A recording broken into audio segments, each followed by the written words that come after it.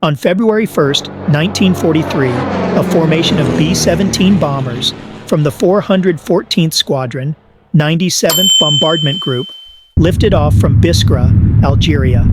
Their target lay 300 miles away, the German-held seaport of Tunis. Among the aircraft was a B-17F, named the All-American, piloted by Lieutenant Ken Bragg Jr., with co-pilot Godfrey Engel Jr. This mission would become one of the most astonishing survival stories of the Second World War. As the bombers made their way toward Tunis, they encountered repeated harassment by German Messerschmitt Bf 109 fighters. Despite these attacks, the formation pressed on. As they neared their objective, the German fighters peeled off, giving way to intense anti-aircraft flak over the target area. Bombardier Ralph Burbridge took control during the bombing run. Though the flak was heavy and shook the aircraft violently, Burbridge released the bomb payload over Tunis with precision. Mission complete, the bombers turned back toward Algeria. As soon as the aircraft cleared the flak zone, they were again set upon by German fighters.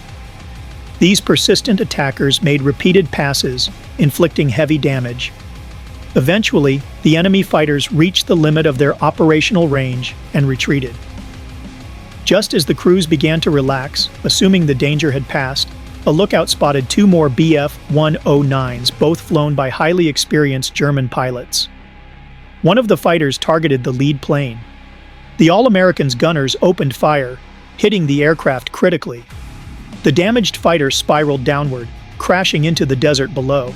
The second Bf 109, known as Yellow One and piloted by Eric Paxia, lined up for a direct head-on attack against the All-American. Paxia, a veteran with 16 aerial victories, intended to roll under the bomber after his attack run.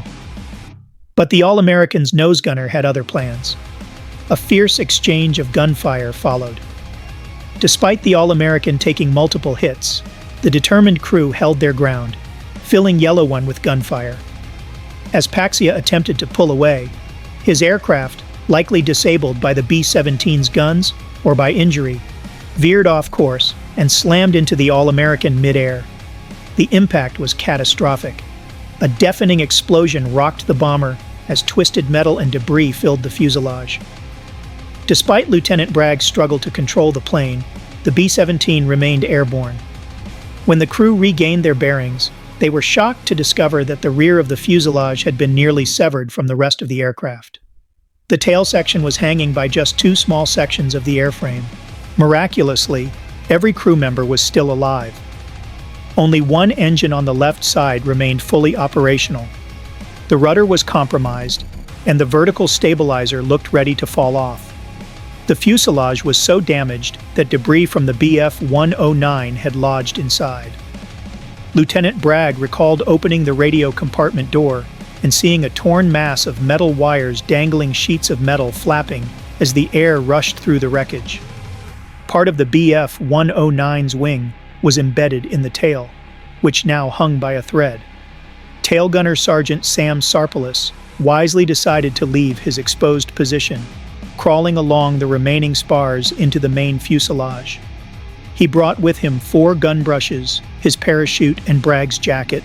The remaining B-17s in the formation slowed their speed and escorted the All-American back into Allied-controlled airspace. Once safe, they continued on to land, leaving Bragg and his crew to attempt a daring landing with no rear landing gear and a barely intact airframe.